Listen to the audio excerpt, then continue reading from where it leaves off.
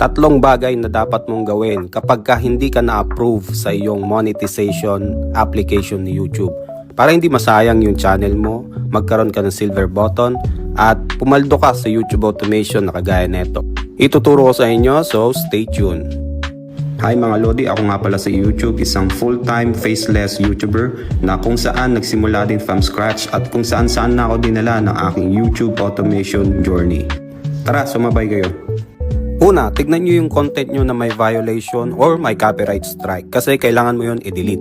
Pangalawa, syempre dapat ini-edit mo yung sarili mong videos, hindi lang yung basta upload ka lang, reuse content. Mag-effort ka kasi nga monetize ka na, di ba? So ayusin mo yung mga edits mo. Ikatlo at ang pinaka-importante, submit a reuse content appeal. Ito yung gagawa ka ng 5-minute video na isisend mo kay YouTube, unlisted yan. Papaliwanag mo lang doon kung paano mo ini-edit yung videos mo at kung paano mo minamanage yung channel mo.